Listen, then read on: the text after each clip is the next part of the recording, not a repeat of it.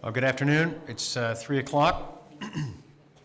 I'm John Campbell, City Councilor for Ward 4 Etobicoke Centre. We have quorum present. To my right is Councillor Francis Nunziata, Councillor for Ward 4 York South-Weston, Ward 11, and Councillor DiCiano, Councillor for Ward 5 Etobicoke Lakeshore. So I'll call the meeting to order. We are here today to hear the public deputations on the 2017 capital and operating budget. Are there any declarations of conflict of interest? Seeing none, we are ready then to begin. So I have a list of speakers. You'll be given 5 minutes per presentation, and I understand that the first two speakers would like to speak together. So I have Marlene McIntosh and Lori Sean Orzovi, chair of, they're both with Urban Arts, Executive Director, Urban Arts, and chair of the board for Urban Arts.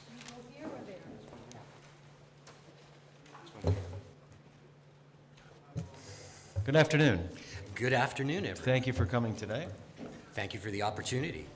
My name is Lori Sean Borzavoy, and I'm a volunteer and the chair of the Board of Directors of Urban Arts, one of Toronto's 6 local arts service organizations, or LASSOs as we call them, and we're serving up the arts in underserved neighborhoods outside the downtown core here in Toronto.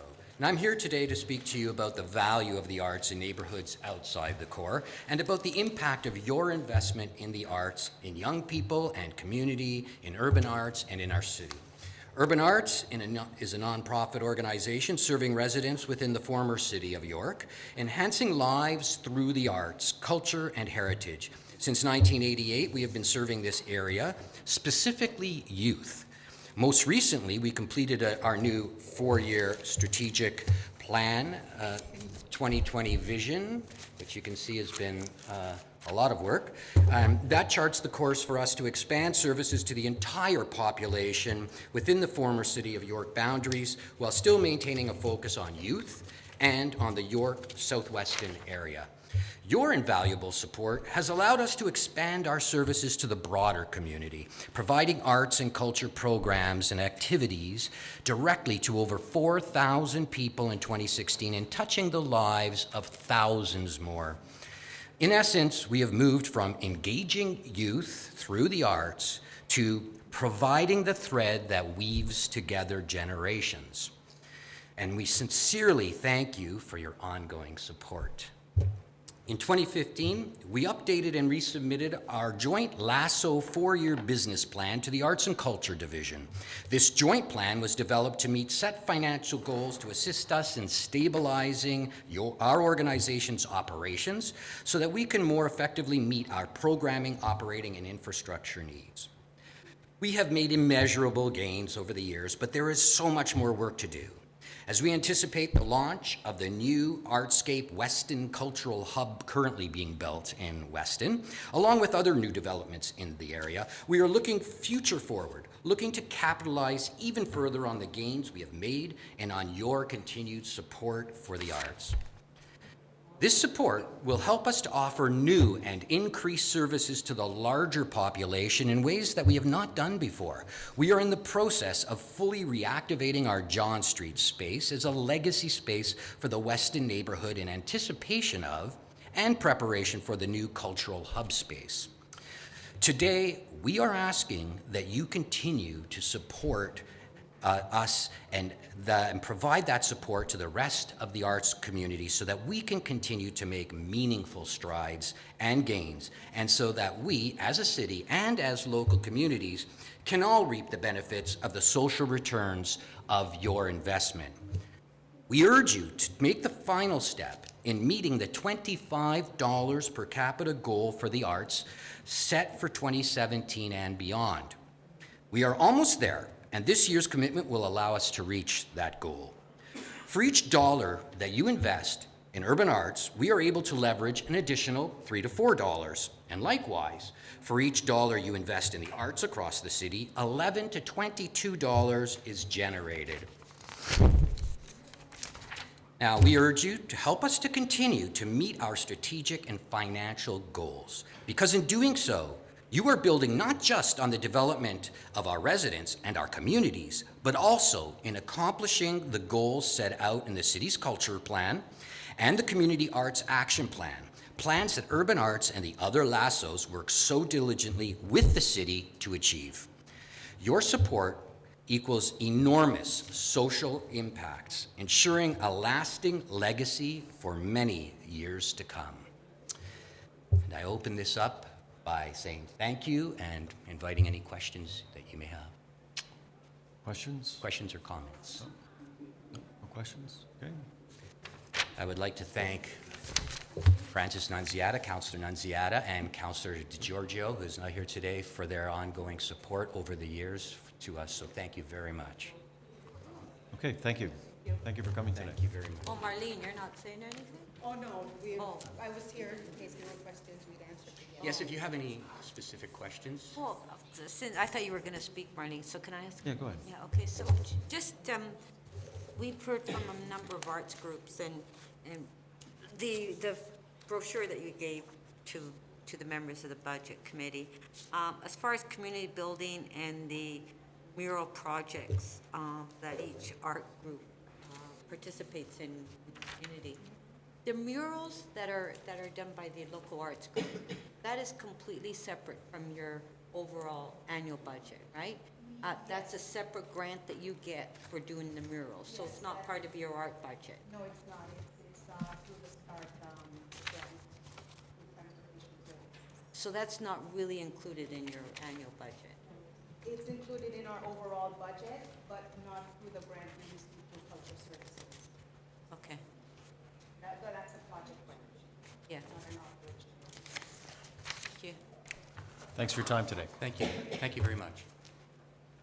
The next speaker I have is David Rappaport.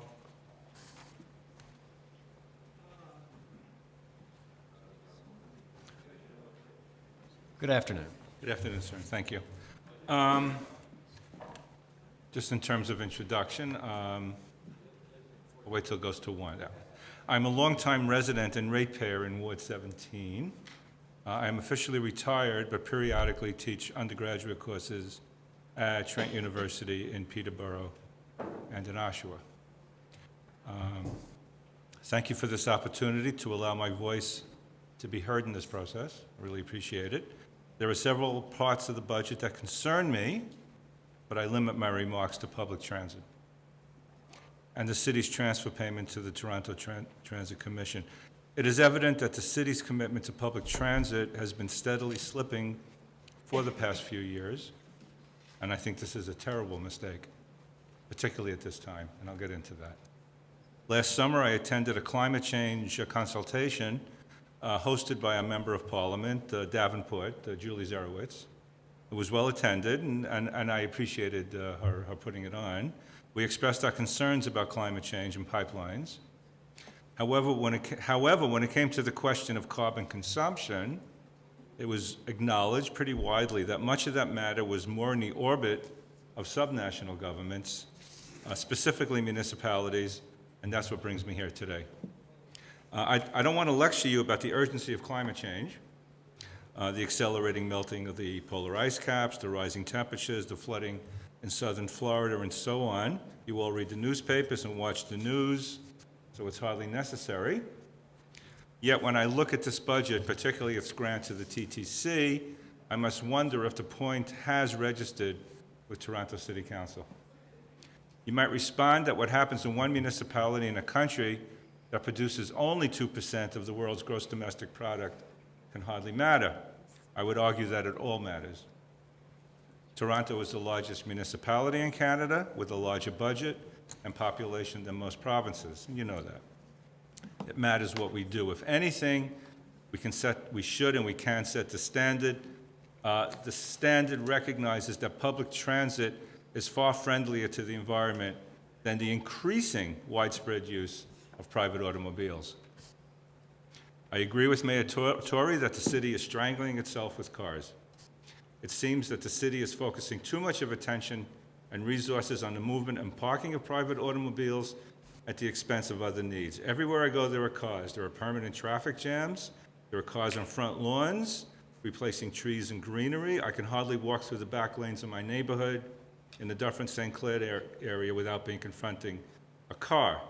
I do not know what the annual Toronto subsidy is to automobiles, but as a transit user and car non-owner, deliberately, I deeply resent it. Not for the selfish reasons of subsidizing something I don't use. I happily support childcare and education. I oppose these subsidies because it is the wrong transportation policy for this time and place.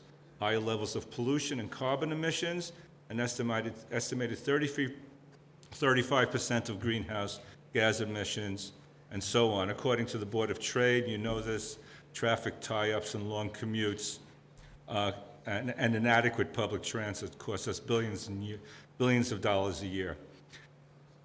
I feel a bit silly pointing out these facts to you, but when I look at the budget, I think it's necessary. Rather than addressing and fixing the issue of degraded public transit, there's a movement in the opposite direction, not nearly enough. And we know that the transportation alternative to automobiles is public transit. As public transit degrades, the temptation to use a car is increased, and I take this opportunity to oppose the imprudent grant to repair the Gardner Expressway, money that can be better spent on public transit. I use public transit regularly. Intuitively, I can tell you that it's degrading with time. These intuitions are confirmed by figures. I experienced the 29 Dufferin bus as a nightmare. It's quite alarming that an important artery such as Dufferin Street is so poorly serviced. On some very cold nights, I had to wait so long for the bus with my wife. Coming back from downtown, we had to take a taxi. This is the Dufferin bus. I remember that up until the early mid-1980s, Toronto was repeatedly recognized internationally for the quality of its public transit.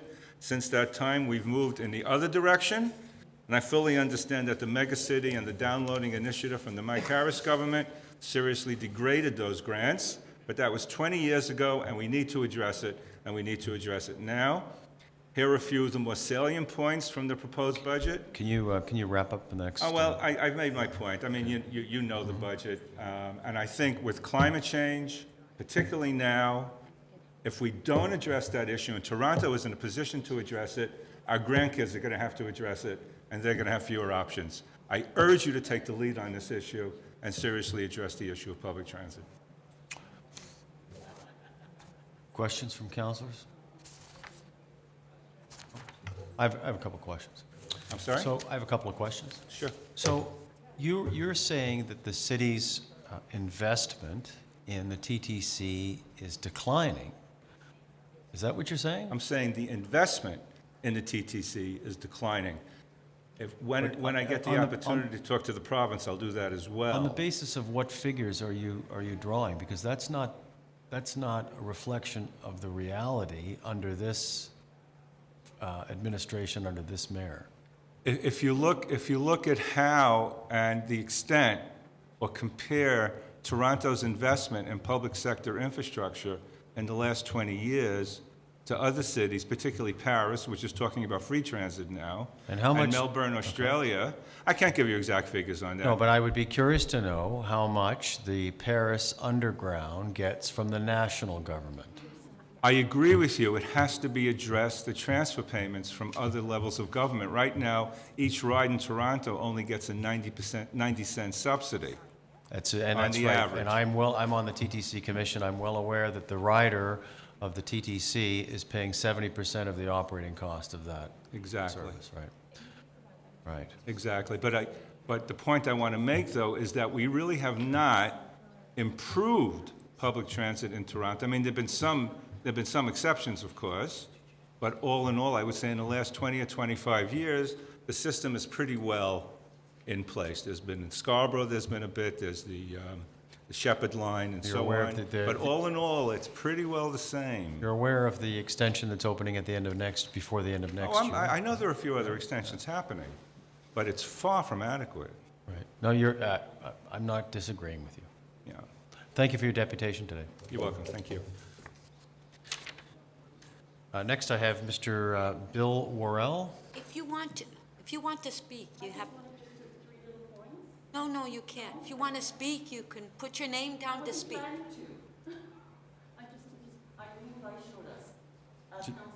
No, I know, but you can't speak. You have to put your name down.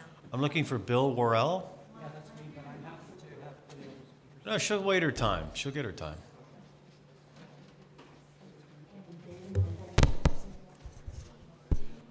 Hi, thank you. Good afternoon. Good afternoon. Thanks for taking the time to hear local citizens speak about the budget. And I appreciate the opportunity to speak to you today. So I am a resident of and a founding member of the Oakwood Vaughan Neighborhood Action Partnership. Oakwood Vaughan has been my community for 34 years, where I raised a family and can proudly say that both my daughters are eternally grateful for their childhood experiences in a richly diverse environment. We are a community of social economic diversity. Studies have shown our community is underserved in several areas. Research by the LIN, the city, and local agencies confirmed that the local economy is depressed. There is a lack of primary care services. Our youth have few recreation opportunities. A large number of isolated seniors need community service. There's a lack of community spaces for gathering, and we have higher than average incidences of several chronic health conditions. There are times when community safety can be an issue. The Oakwood Vaughan, the city agrees that our neighborhood is underserved, and we have been designated as in the Oakwood Vaughan revitalization area.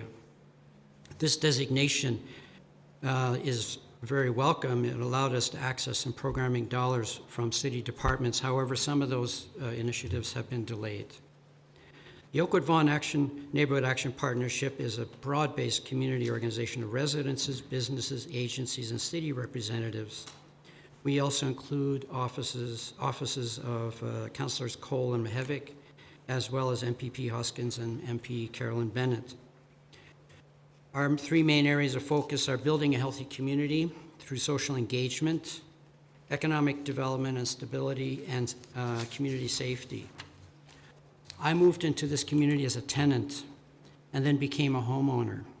My house has more than tripled in value since we bought it. What used to be affordable for us is now inaccessible for younger families. The land in our community has become so valuable that bungalows are being torn down to be replaced by huge houses. There may come a time when the rental units will be threatened, being transformed into condos or replacing the buildings altogether. Affordable, good quality housing is a big issue in our community. We're lucky to have two local libraries. They are valuable public resources of education and bustling centers of activity. Libraries providing books and other resources for those who cannot personally afford to own these resources privately. Please do not touch their budgets. Parents seeking daycare face high costs and waiting lists. In our neighborhood, we're seeing a very large increase in young families. Cutting daycare rental subsidies does not make sense. When news came out of the Vaughan Road Academy closure, there was shock and disbelief in our community. VRA has been such a big part of our community for many years. VRA also contains city recreational programs, the only available daycare in the community, space for community groups, community gym space, and valuable green space. Our group is working to create a community hub on the site. We are making headway, but there is need for resources from many sources, including the city, for this to be successful. In summary, Toronto is one of the wealthiest cities in Canada. Some city residents are among the wealthiest in North America. Major corporations call Toronto their home. Why are we having a budget crisis? That's my big question for today. Why do we have chronic poverty and public services are being threatened? It makes no sense. OVNAP urges City Council to make budgetary decisions based on equity, getting resources from those who can afford it, and spending resources for those who can benefit the most. We cannot afford any cuts, and in fact, we need expansion of city services, in particular. Number one, use the revenue tools available to you. For instance, as a longtime property owner in my neighborhood who has seen huge increases in property values, I am ready to pay my fair share. Raise the mill rate to at least the average across Ontario, if not above the average. I have many friends who agree.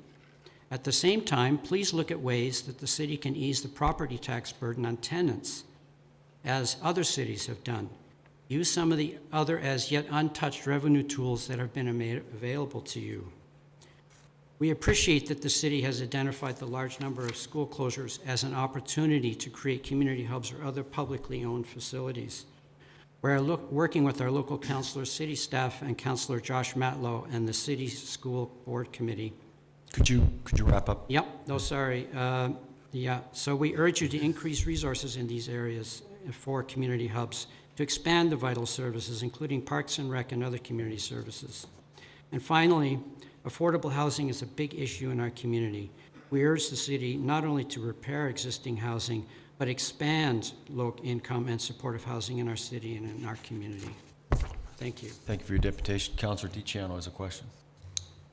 Yeah, thank you, Mr. Chair. Are you aware that we have a rental replacement policy? That means it'd be very, very difficult for anyone to come in and take out rental units? No, I wasn't aware of that, no. That's good news. Yeah, so developers actually can't come in and raise or demolish rental buildings unless they replace each and every one of them. Yes, that's true, but then there's always the OMB to override certain, That's not a in policy. okay. Yeah. But- So there's no threat of that. Okay, great. Now, what happens in a community when you have expanding populations where the percentage of rental units actually decreases compared to the overall number of housing? See, in my opinion, as a person who cares a lot about this community, it should be a percentage, not just an absolute number. Rental housing should remain a constant percentage of the total housing available in the community. Are you aware that that would be something that's called almost like inclusionary zoning? And are you aware that municipalities don't have the ability to enforce that? That's a provincial matter. It would be under the jurisdiction of the province. Are you aware of that? Well, then, again, I think the city, a very powerful city council could lobby the province to change that So position. could residents. Sorry? So could residents. And residents too, absolutely. Okay. Yeah. And you talked about your willingness to pay more. There's a voluntary payment line on your tax bill. Do you regularly pay more than what the city asks of you? No, I don't. I don't think it's an individual act of kindness. I do lots of individual acts of kindness in my life, but paying the city more money when I'm not assured how it's going to be spent is not one of those. But I do think that I am perhaps more fortunate than many people in this city, but there are other people who are much more fortunate than me, and they should pay their fair share too. Okay, thank you very much. Thank you. Councilor Nunziata? Okay, but just on that point, if you're saying that we should increase property tax, that would be for you as well, for everybody. Absolutely. So why not fill out that form to volunteer then? Well, to be honest, I'm not even aware of that voluntary tax. There is, we give the option. I'm sure you have a huge participation rate from the residents of Rosedale, but zero, yeah, there you go. So, Well, the opportunity is there for residents Okay, that's great that to say know. they Thank want you to for pay more. informing me. They, by all means, pay more. We welcome it if you would like to. Yeah. Now, I know the area, are you part of a residents association, or are you? yes, I'm part of the Oakwood Vaughan Neighborhood Action Partnership. Okay, so, Yeah. and I know the area well because that was the area I represented when I was mayor. Yeah. Is the Fairbank Community Center is still there, is it not? That's on Dufferin, yeah. So is that not, you mentioned a community center for programming, is that not used for programming for the Oakwood and Vaughan area? Not really, because it's not really it's a bit of a stretch to get there, and the Vaughan Road Academy is actually, we're actually making a lot of headway with the school board and with local city council support to actually open a community center in Oakwood and in the Vaughan Road area. So So that's good news then. that's excellent news. Yeah. Yeah, but I have to tell you that wasn't the plan 6 months ago. It's really because of citizen action that we've turned that ship around. Well, that's good. So Yeah. that, Great. The arts, I forget, there's an art group that's up at Oakwood and Vaughan, is that still there? Yeah, the status is unclear. I think it's Art Start, right? Well, there's Art Starts and there's NIA. Yeah. And NIA has moved into 524 Oakwood, but they seem to be spending some time trying to figure out getting the funding they need to be a fully functioning program. So there are a lot of opportunities at Oakwood and Vaughan in that community. Things are But happening. I'm just speaking about data, like the city itself has identified us as an area that needs revitalization. Yes, in my So I'm area not- too. This is not my personal impressions that I'm talking about or my personal opinions. This is solid data. The Lynn did a report that showed that we have huge health issues in our community involving youth and seniors. A lot of isolated seniors in our community who do not go see their doctors because of language barriers. And actually, the last primary care provider in our community is closing his doors in sometime in the next year because he's quite elderly. So these are not just my personal impressions. This is based on some fairly comprehensive data collection that was done by the Central Toronto Lynn and also by the City of Toronto. Yeah, no, I understand. Yeah. But I just wanted to point out that there are these happening, there's a lot happening in that area. There's some things happening, I right, totally right. agree. So And it's- I love that's So it's why I've lived there positive. 34 years. So it's- I love my community, right? So it's positive, it's not as negative as you make it be. Oh, well, life is full of positive and negative. Right, Yeah. thank you. Thanks. So just, I've got a couple of questions. Revenue tools is one of those unfortunate twists of political phrase that makes something seem more palatable than it really is. In terms of taxes and fees, what would you support in the way of new taxes or fees? I'm not an expert on all the revenue tools available. What are some examples? Well, they've talked about increased, now these are not ones that are going forward, but they have talked about, necessarily, there's a hotel tax that's been talked about. There's changes to the municipal land transfer tax that will bring it in line with that of the provincial government. They're looking, of course, at road tolls. They're looking at, a number of things. I mean, have you given any, because you did say that we could pay more taxes and fees, and I just was wondering if you'd given consideration to anything in particular. Well, my main comment would be to use the lens of equity in all these decisions, right? Do you? So for instance, some taxes are regressive and some taxes are progressive. So I would, and I don't know the details of the different tools that you talked about, but I think that the overall framework to use would be sort of what's fair. Right, okay. All right, thank you for your time today. Thanks. Next deputy we have is Sigrid Neve. Neve? Yep, Neve. that's good. I got Sigrid right. That's good. Okay. Sego, everybody. It's gonna go on. My name is Sigrid Neve, and I was born 59 years ago in York Region at North York Hospital. I live here now. I live at Vaughan and Kenwood. I live in Wigwam and Housing. And I just wanted to tell you that I'm First Nations from 6 nations on the Grand River. And I am Mohawk on my mother's side and Swedish on my father's side. That's how I got this name, Sigrid. My home, that is my home reserve, and that is my band. I do live in Wigwam and Housing. I'm one of the fortunate people that does have a beautiful apartment. I was also voted number 3 in Now Magazine for my civic contribution to the City of Toronto through volunteering and through activism. And so anybody can read that online, so I do take it very seriously. I work part-time in Regent Park at CRC, that's the Christian Resource Centre. I work for the Canadian Food Centres of Canada, and I am on ODSP. So I'm here to talk today. I was also up yesterday up at North York, and it was a really good session, so thank you for doing this to the City Council. It's really important. I'm going to give some suggestions, and I'm going to give some of my opinions. Because the shelters are at 90%, I think that has to be looked at, that we need something to be opened. I know that the Adelaide 24-hour drop-in for women is scheduled to be closed. So it is open during the day. I have gone there. I have used that center when I was housing compromised. It's a very good center. I was there last week. It was very crowded during the day. So you're probably considering closing it because of the numbers, right, at nighttime. Maybe for a transitional period, keep it open a little bit later, till like 8 o'clock, until people can figure out that sistering is going to be the 24-hour permanent drop-in for 24 hours for women and people that identify as women in Toronto.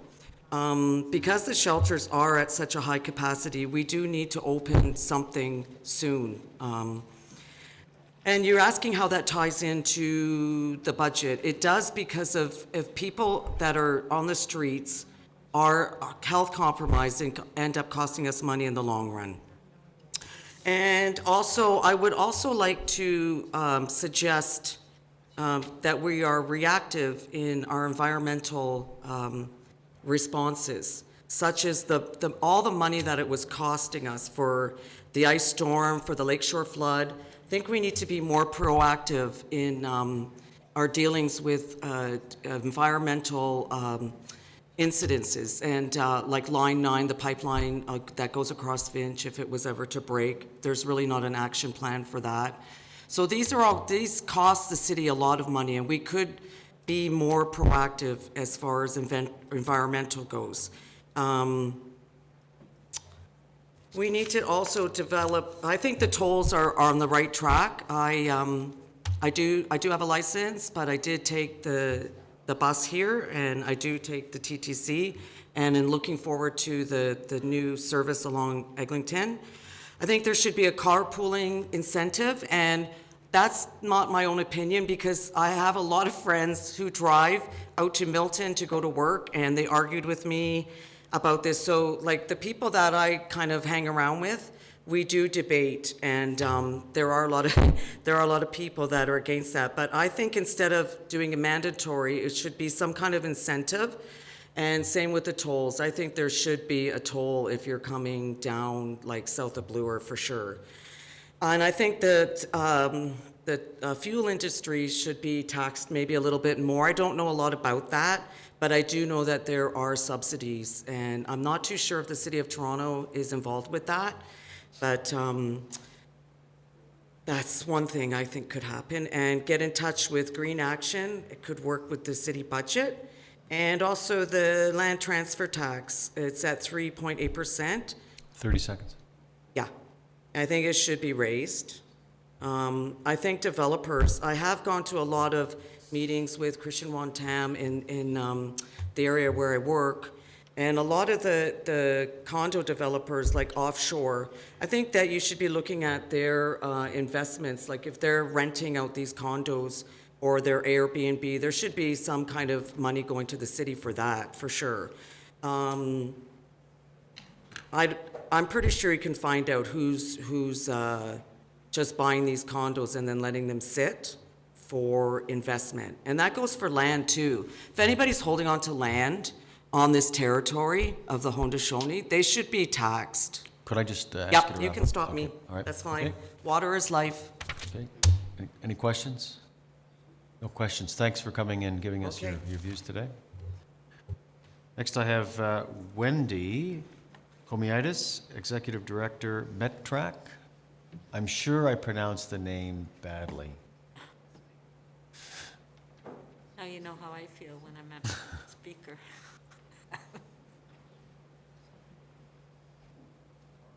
The timer. John? Yeah. Good afternoon. Good afternoon. You're Thank Wendy? you. Yes, Hi, Wendy. How do you pronounce your last name? Comiotis. Komiotis. That's right. Perfect.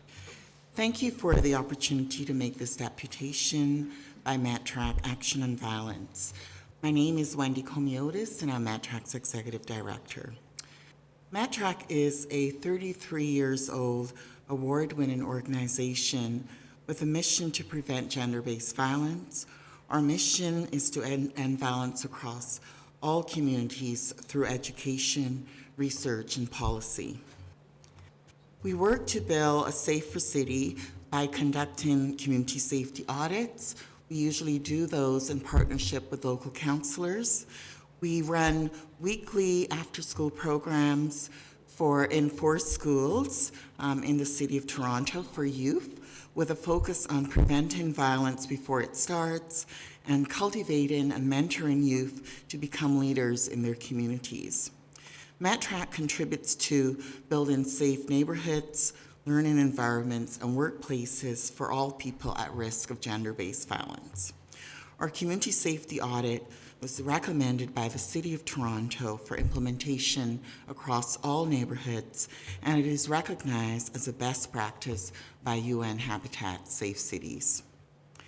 MatTrack would like to commend the City of Toronto for undertaking a review of the equity and economic impacts of the 2017 budget while operating with a gendered lens. Cuts to city services and social programs disproportionately impact women and marginalized groups. For example, the briefing note highlights that reversing the 2017 2% inflationary increase to community organizations would have a significant impact on Indigenous peoples, women, members of racialized groups, members of the LGBTQ2S persons with disabilities, youth, immigrants, refugees, persons with low income, undocumented people, and homeless people by restricting access to important community services.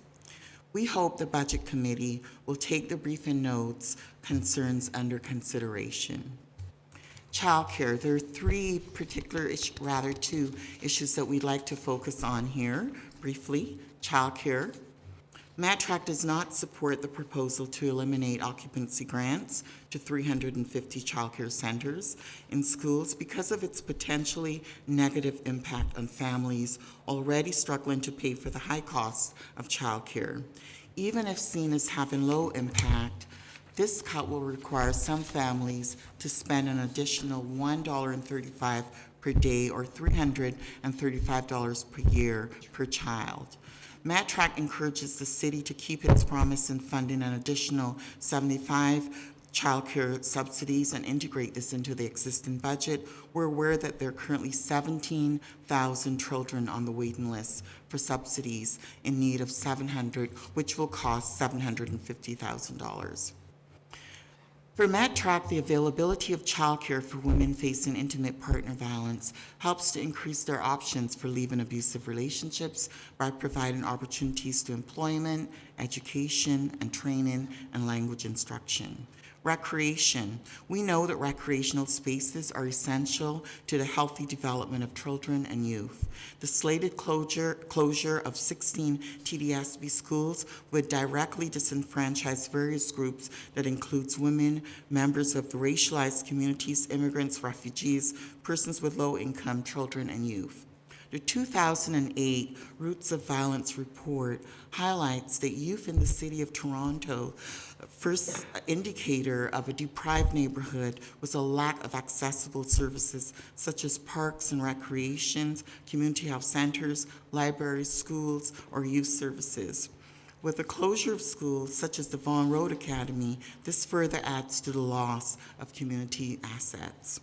On November the 8th, hundreds of community members attended and envisioned what a new community hub would look like and what it could represent for the Vaughan Oakwood community. A community hub would be essential to improving the livelihood of a rising population through youth and seniors programming. It would directly reduce violence within the surrounding communities, as noted within the Roots of Violence report, by investing and keeping assets within the community. Our recommendations: identify additional revenue streams such as tax increases in lieu of cuts to important social programs, which benefit the most marginalized Torontonians, or raise prices for city services which are used by the most marginalized Torontonians. Could you wrap up, please? I'm sorry? Could you wrap up, please? Yep, I have 2 more points. Okay. Support community hub initiatives such as the Vaughan Road Academy Community Hub Project, which repurposes public space for recreational and prevention purposes. Keep the 2017 2% inflationary increase to community organizations and protect organizations that help at-risk and vulnerable people, such as the Adelaide Resource Centre.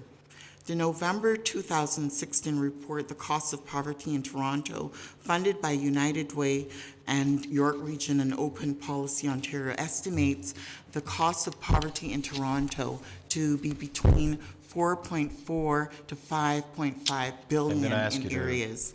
And we ask that you invest in prevention, community organizations, and social programs as recommended, which would alleviate the cost for the City of Toronto. Thank you for your deputation. Thank you. Questions from councilors? Your organization, I have a good question. Your organization works out of where? We work at 158 Spadina Road. We rent our building from the City of Toronto. We've been there ever since we started 30 years, over 30 years. Okay, and where does most of your funding come from? It comes from the Law Foundation, and then it comes from the City of Toronto. Do you get money from the United Way? No, we don't get money from the United Way. Do you do fundraising? Lots of it. In fact, we have a social enterprise program where our staff, who are quite talented, they use their knowledge to do training, and we make some of our resources. But the reality is that we use that and the city's money in order to attract more resources. So how much of your budget is covered by fundraising? How much of our budget? It's probably about 11-12%. Okay, and how many people work at your organization? They are about, we can be between 15 to 20 people, 15 to 40 20. volunteers. And sorry, I missed the first part. What is your main clientele? Who are your main clientele? Our main clientele is across the City of Toronto, because our mandate is not restricted to one community, and it's marginalized. Our commitment to the City of Toronto is that we will serve the most vulnerable, and we do. Okay, thank you for your deputation today. Thank you. That's it. Yep. Next I have Irene Vesnora. There's Irene. Vaishnoras. So I'm just reading what the way it looks to me. I beg your pardon? Yeah, well, I'll never make it in radio, I'll tell you that. Anyway. And I didn't plan to speak. I'm here with the librarians who aren't here yet. Okay, so concerning David Rappaport? Okay, just a little humor that I heard on the other day at the Columbus Center, Dufferin and Lawrence. They are now calling, some random person, we're now calling Dufferin Sufferin. The Sufferin bus. Sufferin app. Have you heard that? It was new to me. Well, actually, Councillor Cole, who represents that area, my knows, former, and yes. And So the chair of the TTC knows that bus very okay. well, yes. Hats off to him. Because I'm not going to say when I was born, and today I didn't walk because it was too far. I took the TTC, and I didn't drive because I have winter tires. But those other people, I don't know. Okay, so I do live in the city of York now. I've lived for many a year next door in the south end of North York. So Mr. Cole and his father and Howard Moscow and David Lewis, that's my crowd. Okay, so in terms of transportation, having lived in other places, not Paris unfortunately, but Montreal and Rome, 5 years, no, not Rome, Italy, sorry. I've lived in Italy, and I've just come back from Washington, D.C., and I'm always interested in how I just notice things. I know in Montreal, fabulous, right? Fabulous metro system. What are the taxes in Montreal? There's always a context. Having lived in Italy, in a mountain village, in Calabria, in Toscana, in Grosseto, you have to adjust your transportation modes according to where you are. You do not. And I have hitchhiked. Okay, I confess. you know? I mean, you do what you have to do. And I have a child, and when I came back here to Toronto, I had a little bambino, and I took the TTC. Here, there, everywhere. Shopping at Lady York, we just... And then one day my father said, you know, my car, I'm not using it very much, the Dodge K car. He says, Irene, go ahead, use it. Well, it made a world of difference to me. And then I went here, there, everywhere, got a couple of new degrees. You know, I think you have to adjust what you're doing. Or you have to adjust your mode of transportation to what you're doing.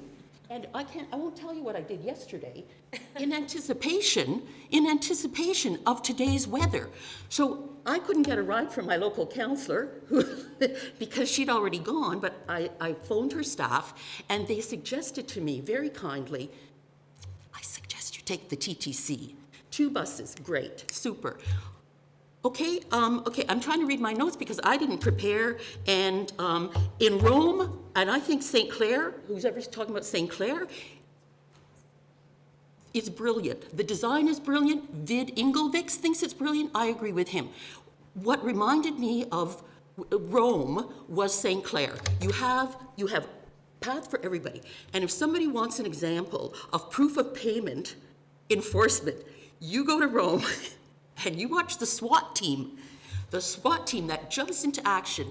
It was an event. I can outline it for Andy Byford. Okay, anything else? Okay, I can't bike anymore. I did when I lived on Walmer and Spadina and I went to U of T, but the knees are not so good. Now my bike is in storage up at the cottage, Wasaga Beach, and I can only bike from James Gardens down to Bloor. You know, I mean, time goes, and you think, you know, thankfully, in Toronto, there are more than one way of getting around. So those are my main points. Thank you very much. Thank you for your I think I time. have some other ones, but first-time homeowner, renting. I'm talking 60 years renting in Toronto, 10 years other places. I only got to buy property. I didn't realize I wasn't a taxpayer before. I thought income tax was tax. I didn't realize this whole property tax. My father, thank you, Dad, died and gave me money to buy a lovely condominium in Lambton Square. Thank you for your deputation today. Question. Councillor Nunziata has a question. I live at Lambton Square too. Pardon me? I live at Lambton Square. I know you do, you're yeah. my neighbor. Yes. But they said you'd already gone and you couldn't give me a ride, or however you got here. Well, Celine. I left this morning though. Oh, okay, well, I Yeah. was still, I only left, you know what, and I made good time. Can I ask you a question? You mentioned in Rome they have a SWAT team. What SWAT team? Okay, can I describe it? Yeah, please. Okay, Okay. so you know how some people think, okay, I'm there with myself. Okay, and I'm waiting for the whatever to come along, the tram, to go downtown. And it's, you know, you've got 2 guys, 2 women in their uniform with their white gloves on, and they're chitting and they're chatting and they're smoking and they're whatever. And I'm like, what are they doing? Like, you know, they're not doing anything. The tram arrives and they jump in and people guard. There is nobody getting off, because what people do is jump off in order not to pay the fine.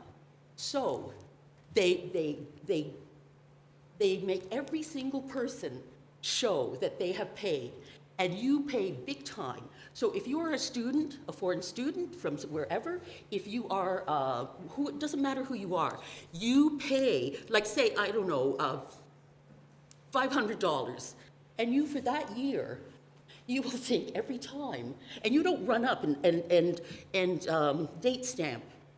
Everybody sits, zito, and nobody gets on or off until the operation is over. I couldn't believe it. I thought it was a military operation. Okay. I don't know if it would work here in Canada. Well, I don't It know. is a different country. We have to do something, don't we? But it was like theater. I said, what are these people? They're getting paid, they're doing nothing. It was wild.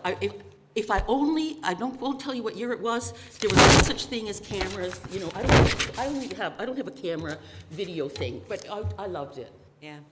Thank you. Okay, Okay, thank you very much. Bye. Councillor DiCiano, do you have a motion? Do you want to ask if there's anybody Oh, else? sorry. Oh, is there anybody else that wishes to speak at this particular time? No? Okay. Thank you, Mr. Chair. I do have a motion that the Budget Subcommittee for Etobicoke York and North York Civic Center's consultation receive for information the public presentation and the communications submitted by members of the public. Okay, all in favor? Okay. It's fine, we now break until 6 PM, and if there's anyone here who wishes to speak at that time, you can see the clerk. Thank you.